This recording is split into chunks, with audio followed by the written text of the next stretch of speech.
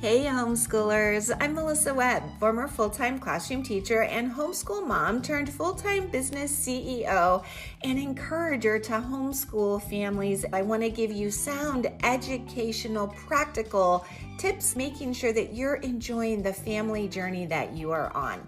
So if you are looking for a place to be encouraged and inspired, you have found the perfect podcast. Homeschooling is a work of heart is truly the perfect place to start. So welcome. Let's jump in. Hello and Happy New Year. It's officially 2025.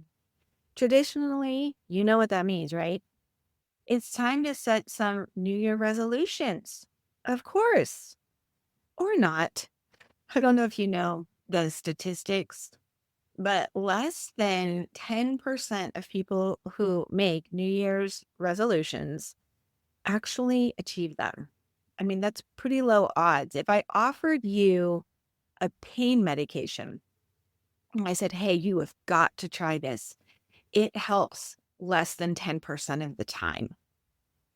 Would you even bother taking it? I don't think so. Unless you are in the small, minuscule group of people who set and achieve yearly goals.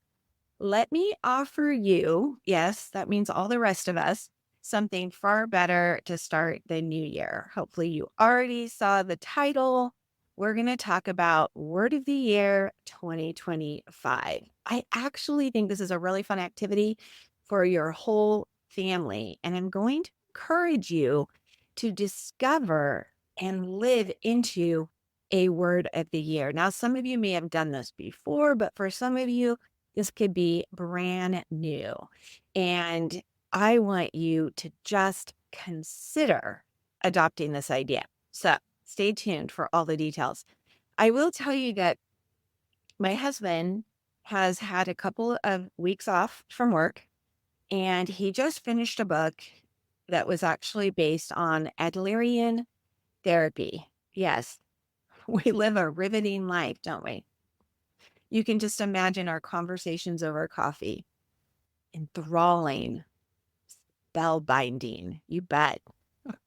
Okay. Well, anyway, Alfred Adler was one of the grandfathers of psychology. He was a psychoanalyst in the early 1900s who believed in taking one's thoughts captive, more or less. And his theories were all about ownership of our thoughts and releasing the victim mentality that our past experiences may want to drag into our present lives. Now, some people really struggle with that concept, which I understand. Trauma is one of those things that, especially if it happened early on in life, it can feel like a shadow that's constantly following a person. So letting go of that and getting rid of the victim mentality and becoming a victor, that takes work. That is not necessarily an easy accomplishment. He also believed in being present, in focusing on what could be done right here, right now, moving forward with intention and a sense of belonging. Belonging was very important. Community. He believed in community. He believed that everyone should be contributing to one another's lives in positive ways. And from there, great happiness could be achieved. Well, needless to say, I really can get behind this guy and his philosophy because I'm all about taking our thoughts captive. And even though negative thoughts are going to come into our heads because we're human, to pay attention and consider whether or not it's something that's serving us, is a really powerful practice. And it's something I certainly encourage. And so it was during one of our stimulating discussions over coffee this week with my husband that I discovered my word of the year. Now, I let go of New Year resolutions years ago, and I started choosing this word of the year, or I should say, I started letting a word choose me. And I've had several. I can share those with you if that's anything you may find interesting or motivating. But here's what I can tell you. Year-long goals, I've tried those. They don't work for me. I'm that less than 10%. I have discovered that I succeed best with 90-day goals. 30 days are too short. 90 days are perfect. And it works well. I run a business, so I'm always setting quarterly goals. So I have quarterly business goals and I have quarterly personal goals. And having a word of the year actually gives me great direction for setting those goals. The other thing that I've noticed is, while I do love family traditions, I am so for family traditions. I'm a real stickler for that. New Year resolutions, which are also considered a tradition for many, it always felt forced. And that I do not like. I do not like feeling forced to do things. So there's this fine line, this balance. So when I would let a word find me every year, it felt much more fun and exciting. I also believe that focusing on a word of the year, it does feel freeing. I don't have to go for it. It comes for me and then it guides me and my goal setting moving forward. So right now, if you're like, okay, I'm curious, I just want to ask you to consider a few things. Do you think that one word could have a big impact on your family this year? Because I do. I really think one word could be very impactful. And I will say that determining the word of the year, it can be done as an individual goal setting task, but you could simplify it, especially if this is your first year adopting this idea. Have just one word for your whole family. It will create positive change and it will motivate you as a family. It's fun and it's an intentional way to inspire growth in your home and with your children. So, why not teach your children how to become goal setters, which is actually good, but do it in a way that's stress free and far more creative? That's what I think the word of the year will offer. So, if you're ready, you ready to go from chaos to clarity this year? Let's do it. I have the secret to setting a family vision for you. We're going to choose a word of the year. I will tell you the top 3 things that you will achieve in 2025, all because your family chose a word of the year. Yes, I've written these down. I'm actually thinking I may create a Teachers Pay Teachers product, like a hands-on family activity package that would be more of a step-by-step with even maybe some video instruction on how to do just this. What do you think? Would you buy it? Yes, my brain is very active right now. Like, that might be something. Okay. But these are the 3 things that you will achieve. The word of the year is going to provide goal clarity. That's the first thing I have written down here. Okay. Goal clarity. Now that's great because that gives purpose. And that's backed by research. I mean, purpose and goal clarity by having this single word intention, it will simplify the priorities that you decide as a family. It will simplify the focus. It will guide your decisions. So, for example, if your child decides to pick a word and picks the word friends, that's the word your child wants for 2025, friends.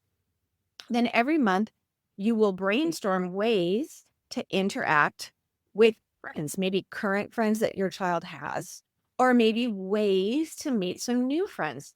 You see how that could define some clear goals? Absolutely. You might say, oh, why don't we join a Taekwondo class? That would be a great way for you to meet new friends. It gives goal clarity. The second thing that you'll achieve with a word of the year is improved family communication. Who doesn't want that? That's the second thing I have here. Improved family communication. Now, this is especially true when you share your word of the year with everybody in the family. You're going to foster some collaboration and discussion and dialogue. You're going to allow you as a family, but also maybe each child to align the goals and the values. That's going to enhance even that family bonding time. So if, for example, you decide as a family that your word is going to be togetherness, you're going to have to sit and communicate ways to discover how each person even defines what that means. This is really going to open up some great discussion. You could find out, for example, that for one child, togetherness means, oh, every Friday night, we'll all sit together. We're going to watch a movie. We're going to eat some popcorn. But to another child, togetherness means, oh, once a month, each of us should get one on one time with mommy or daddy. And it's just going to be this one on one parent child activity that stirs up the feeling of togetherness to somebody else. So opening up that family communication and improving that, huge benefit. The third thing I wrote down that you'll achieve by having a word of the year is that it is going to offer you a way to share achievements with one another. Since you're going to need to reflect either on a weekly or a monthly basis and check in with everybody on the chosen word, you are going to share what's been working. So again, I imagine maybe you have a kiddo who has chosen the word fearless for 2025 because maybe that child wants to overcome shyness or maybe anxiety. Then when you have these conversations and they are sharing what they did, however big or small it may be, that is a celebration that you and your family are going to get to experience together, a shared achievement that is never going to be forgotten. So, just to recap, there are these great achievements and benefits that come from having a word of the year. It's going to give you one, goal clarity, two, improved family communication, and three, a way to share some achievement. I hope you're in. Are you in? Awesome. Let's get started. Okay, the first thing I want to tell you is to keep it simple. Please, please, please remember you cannot get this wrong. If this is already feeling like pressure, take a deep breath, breathe in, let it out. This should not feel like pressure. You can tweak this in any way, shape, or form that you need. You can even change your mind if you pick a word and then you decide you don't want it, not a problem. Maybe you're like, I just can't even think of a word right now. That's fine. Take your time and change it if you need to change it. You guys could come up with adopting a word of the month or a word of the week, even. Maybe you have one child who's like, can I have a new word every week? Why not? Try it. See if you like it. Maybe you can have even more than one word for the family. Maybe you have two words, maybe you have three words. What? And if you need to change your word mid-year, mid-month, it's fine. You cannot get this wrong. What is the point?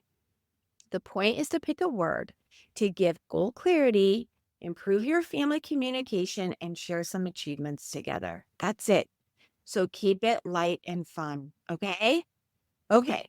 Next, we're going to actually do some activity. Remember, there's a big difference. I did a podcast on the difference between passive learning and massive learning. Passive is what you're doing right now. You're listening while maybe you're folding some laundry or taking a walk with me. That's great. But this is passive. It's valuable because your brain is getting lots of ideas. But it's pretty pointless if it doesn't turn into massive action, that you actually do something. So this weekend, you need to grab a piece of paper to brainstorm some words. Or you can download a list of words that's already created for you. I will provide a link in the show notes. I know there are some handouts that have hundreds of words. And if that's helpful for you, I will do that. But you could also Google it or check Pinterest for word lists. I mean, I'm sure you could just do word of the year and tons are going to come up. Just to get some ideas in your brain, because I know I like that too.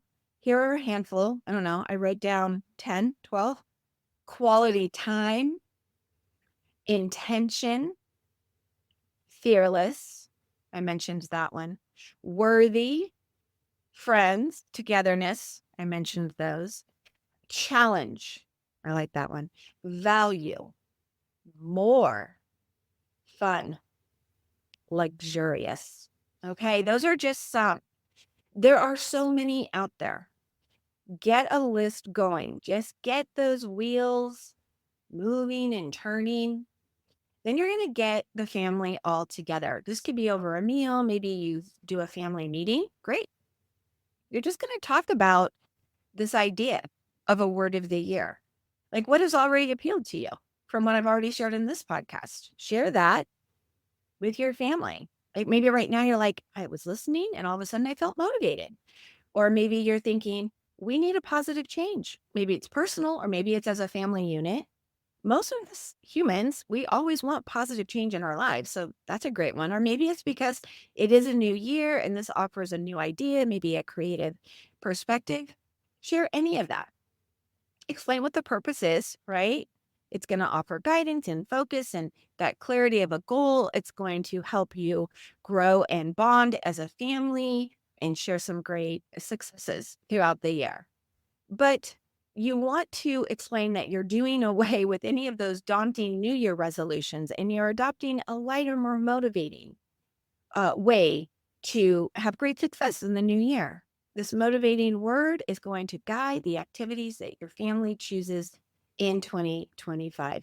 Now, after that discussion and some brainstorming and some word consideration, stop. Just stop. That's all you have to do in that setting. You can, of course, see, does anybody already have a word that's coming to them? Do several of you have the same word speaking to you? That's pretty significant. But if people aren't feeling it or they're looking at you glassy eyed, just explain that over the next week, you want everyone to think about this. Think about words. Pay attention every day to any word that may come to your mind. Let your word choose you. You could pray about it. You could pull words from scriptures. Just have that conversation. And in this first family meeting, be okay with the fact that you may not pick the word. Again, if it's starting to feel stressful, it's not the right way to do it. It should be fun and light. Now, I have been living into a word of the year for years now, and I've had several of them. One year I had the word fun. I just wanted anything that I was doing, I wanted to find a way to make it fun. So I had started a business and I was feeling very stressed that year. I was like, what am I doing? What am I doing? I am a classroom teacher. I'm not an entrepreneur. This feels daunting and stressful. And so my word was fun. And I would find ways to make things more fun for me. The next year, my word was believe. I just wanted to believe. I wanted to believe in me. I wanted to believe in what was possible. I just had all kinds of meanings around the word. One year was focus. One year was value. I wanted to get value, but I wanted to give value. Um, Last year, my word was more. And that turned out to be such a beautiful word for me. I wanted more. I wanted more love. I wanted more joy. I wanted more. And I really wanted to work on that because I feel like in our society, that is a word that's considered a greedy word. Like, oh, what, you don't have enough? You always need more? And I really wanted to, just within myself, I wanted to find a place where more and abundance wasn't a bad or negative word. It wasn't a greedy word. It was actually a beautiful word because what I wanted was more of what was so good. And what I didn't know would happen, and I just love that it happened this way for me, is that what I ended up getting was more time. I actually did less work. I put a lot of days and weeks within my business on the back burner because my mother-in-law was on hospice, and I was able to make more time to be with my family and specifically with her in her last few months of life. It was definitely a year of more. And again, I didn't go in with expectations of what that would look like. I just lived into the word, and every week or a couple of weeks or month, I would look for ways that it was showing up and ways that it could direct my next actions. This year, my word just found me. It actually came from a day and time that I was talking with my husband about this Adlerian psychology book, but it found me again. And this year, my word is contribute. And I am living into it right now. As I was thinking about it, I'm like, I'm actually contributing my knowledge and my experience with this whole word of the year idea. So I am contributing already. Look at that. It's brand new and I'm already doing it. Now, once you have your word, you're going to have another family meeting, whether that's a month, whether it's a day, whatever, a week, you get to decide. But once you have your word, you want to sit down and write down all the things that this word means to you or to the family. Because here's the truth, one word can have so many meanings and different meanings to different people. So it does matter. Write down all the things your word means to you or to the family. So I did this. When I think of the word contribute, the reason why it spoke to me out of this book is because it was talking about this deliberate purposefulness where we would give to community in a way that makes life more beautiful, for myself, of course, but for others. That part's really important. Things I want to contribute. Contribute to me means creating curriculum. I create writing courses. I create a community and I contribute to that community of homeschoolers. I produce meaningful, useful materials and courses and workshops. So that has meaning to me. Contribute also, I connect with the word like to donate or donation, giving money or offering supplies to people who need them. Maybe donating to a good cause or organization, maybe to an individual in need. I can contribute to somebody's life by donating something. I also can contribute my time. I'm going to be contributing time to my business. Specifically, I'm going to be contributing some time to learning about advertising. So I need to put some time into that. I'm going to contribute time into my friendships and my family. Also to golf. Greg and I are going to start golfing again. We golfed 30 years ago, then got busy raising family. And now we're going to go back to golf. So I'm going to contribute some time to taking lessons. I also came up with contribute to me means to give emotional support. I can contribute emotional support by listening to anybody who needs a shoulder to cry on or an ear to listen. I can be emotionally supported by offering up some encouragement, just being present. I also can contribute positive energy everywhere I go. I really try to do that. I believe that putting in that effort inspires and motivates other people. So I'm going to contribute lots of positive energy this year. And the other thing that I came up with and that I wrote down is I want to contribute to our family legacy. I have someone in my family who's really big into genealogy, and she and I have worked on some projects together. And I have said I really want to contribute to that project specifically from the web side of the family. So that's another thing that I want to contribute to. Do you get the idea? So take the time to write down what the word means to each person. You will also want to keep your word somewhere that you're going to see it every day. So if you have a family word, why not have the kids make a family poster, put it up in the kitchen or somewhere where everybody's going to see it, maybe in your homeschool room.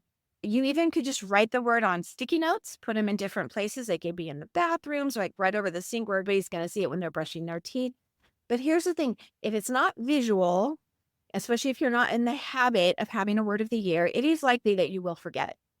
So keep it somewhere where you see it. And you may even want to create a visual image to go with it.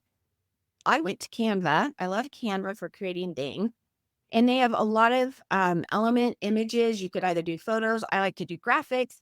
I have this open palmed hand and the word contribute sitting in that hand because I'm seeing it as a way that I'm giving outward, from me outward. And I have it printed off and I have it taped on the front of my planner, which I close at the end of each day and come to in the morning. When I open my planner, I'm going to see it there on the front. So I'll see it each day. So just be top of mind. That's what you want to do. The point is to have fun with it, get creative, and apply it and see if it is something that works for you. Now, it's very important. The last thing I want to mention is that you do want to meet regularly with your family. This could be on a weekly basis, a monthly basis, totally up to you. But when you have your family meeting, you're going to grab that piece of paper, or maybe you do all of this in a journal. I think that'd be kind of a fun journal to keep, our 2025 Word of the Year journal. Because if you do this on a regular basis, it'd be fun to look back at the end of the year just to see where that word took you. So you open up to a fresh page, you're going to make 2 columns. And on the left side, you can write down the ways people lived into the word of the year in that last week or that last month. And again, that's where you're sharing some achievement, having some aha moments, bonding. It's really special. And then on the right side, you're going to brainstorm a handful of ways everyone can live into their word or the family word in the next week or month. And again, allow for change. If somebody says this word isn't inspiring me or isn't working for me, it's probably not your word. So keep searching.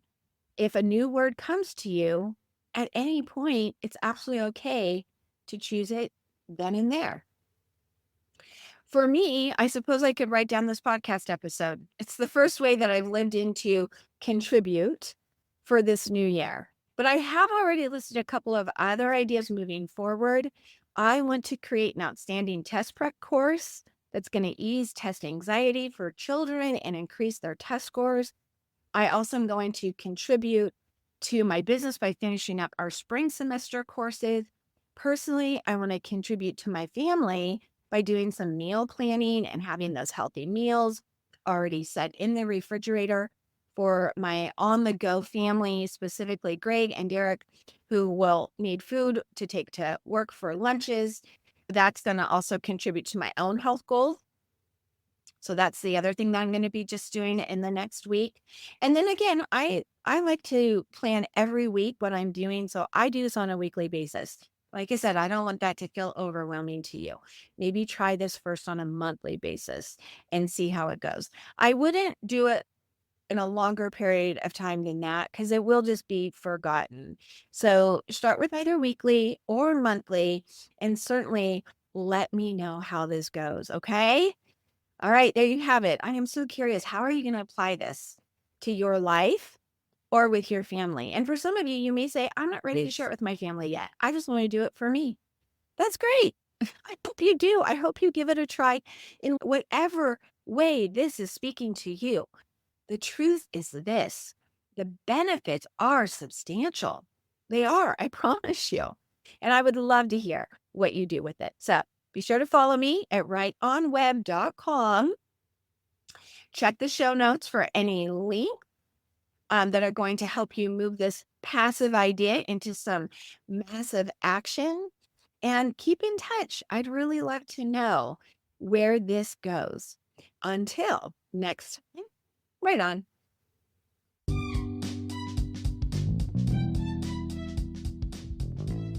Well, thanks so much for tuning in and listening this week. Hey, if this was something that you found valuable, don't forget you want to subscribe or follow so that every time a new episode is dropped, you'll be the first to know. And hey, before you go, if you are looking to get some of this academic writing under your belt and outsourced so that it's one less thing freeing you up to enjoy more time with your family, hey, you're going to want to head over to writeonweb.com to see what kinds of resources and materials I have available for you.